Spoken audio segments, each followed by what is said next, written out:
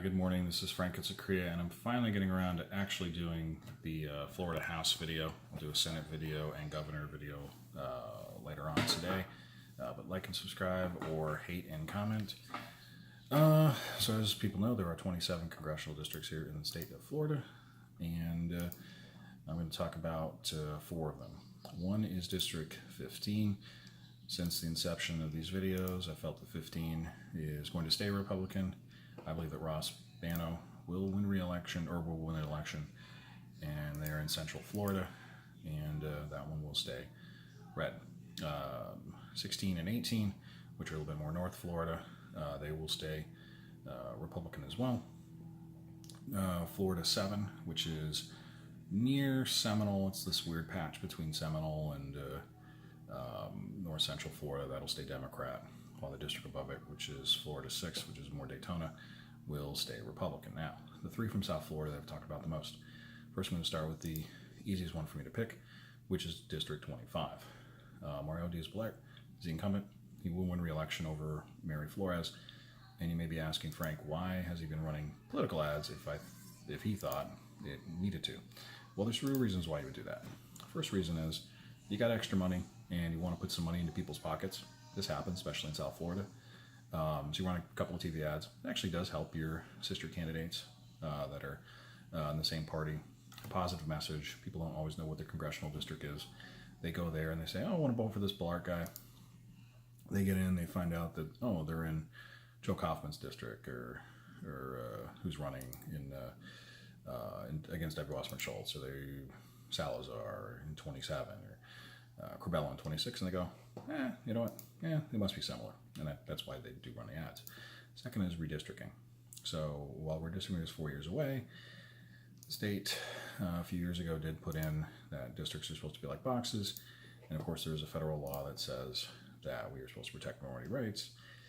The Supreme Court of Florida, while it's been the governor's mansion has been Republican for 20 years, is still majority Democrat, and they've figured out ways to basically redistrict the way that they want to.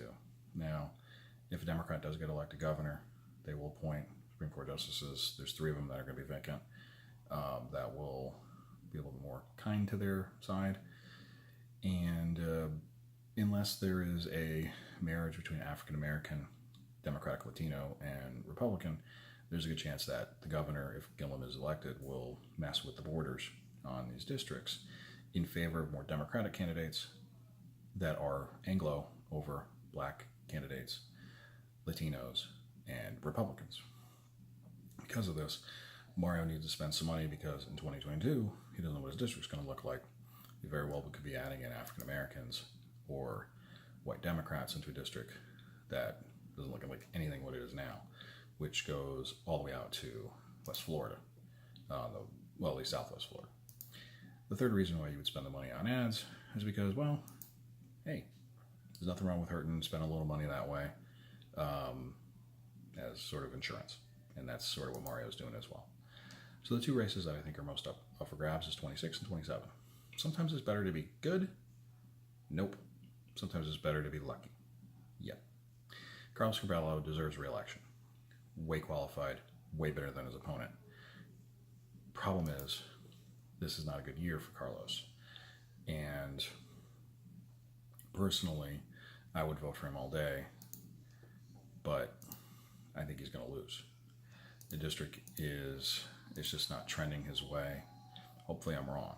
On the other end of the spectrum, Salazar is lucky, because she's running against the very worst Democrat that could be out there. A Democrat in a district that's 60% Hispanic, 30 of which does not speak English at home, who doesn't speak Spanish, who's also had some problems as the president of the University of Miami, Donna Shalala. So I think Salazar wins Ileana's seat. In a couple years, Carlos or a competitor will take back the seat from Debbie. But unfortunately, I think Debbie wins election in that seat. So there you have it. I'll give out the governor and senator later on. Like and subscribe, hate and complain. And I hope I'm wrong on Carlos. I want him to win. I think he's way more qualified than Debbie Merkersol Powell.